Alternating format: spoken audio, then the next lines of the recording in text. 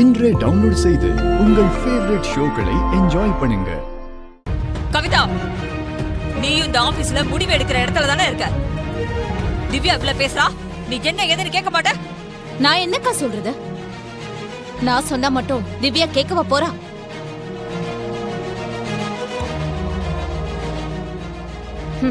நீங்க சொல்லியே இவ்ளோ கேள்வி கேக்குறா. நான்லாம் என்னக்கா?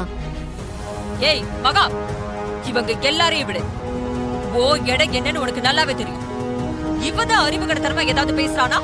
நீ நல்லா ட்ரெஸ் பண்ணிட்டு கேமரா முன்னாடி வந்து நிக்கிற. அறிவில்ல உனக்கு? முதல்ல கிளம்பிடுகிறது. உனக்கு கிளம்பிடுன்னு சொல்ல கொஞ்சம் சும்மா இருமா. மகா, நான் சொல்றேன், நீ தான் நடிக்கிற. இது நான் எடுத்த முடிவு. நடிப்பா பாக்குற ஒரு பக்கம் கூட எங்க அம்மாக்கு இல்லனா அது அவங்களோட பிரச்சனை.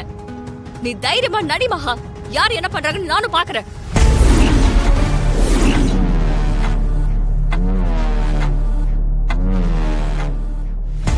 என்ன திரு, என்ன நாங்க மாறி மாறி பேசிட்டு இருக்கோம், நீ எதுவுமே பேசாம அமைதியா நின்னுட்டு இருக்க? அத்தை, இங்க ஆல்ரெடி ஏகப்பட்ட ப்ராப்ளம் போயிட்டு இருக்கு அத்தை. மகாவும் நானும் நடிக்கிறோம், அவ்வளவுதான். இது ஒரு சாதாரண விஷயம். இத போய் எதுக்கு பெருசுபடுத்துறீங்க? ஏமா இப்படி பண்றீங்க? பாருங்க திருவ இவ்ளோ வெக்ஸ் ஆகி பேசுறானு. நீங்க இங்க இருந்து முதல்ல கிளம்புங்கம்மா. ஏய், பொறுமையா சொல்றேன். நான் சொல்றத நல்லா காது கொடுத்து கேளு. இவ உன்னை நம்ப வச்சு கழுத்த அறுக்க பாக்குறா. போதுமா, நீங்க பேசின வரைக்கும் போதும். இனிமே நீங்க ஒரு வார்த்தை பேசினாலும் நான் மனுஷன் இருக்க மாட்டேன். இன்னொரு தடவை மகாவை பத்தி என் முன்னால தப்பா பேசுனீங்க, அப்புறம் நான் அம்மானு கூட பார்க்க மாட்டேன்.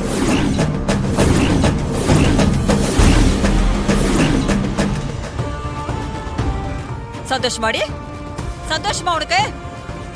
நீ நினைக்கிறதெல்லாம் நடந்துகிட்டே இருக்குல்ல. கடைசியில எனக்கு என் பொண்ணுக்கு சண்டை மூடி விட்டுட்டல.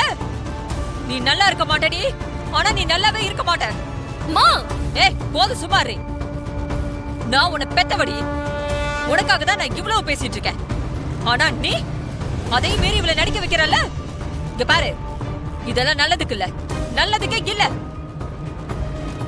இவ்வளவு தூரம் நீ இவளை நம்பினது நீ செஞ்ச பெரிய தப்பு. சீக்கிரமே நீ புரிஞ்சுப்ப. அப்ப நீ இந்த அம்மா கிட்ட வந்து நிப்ப. அப்ப பேசிக்கிற நீ உன்கிட்ட.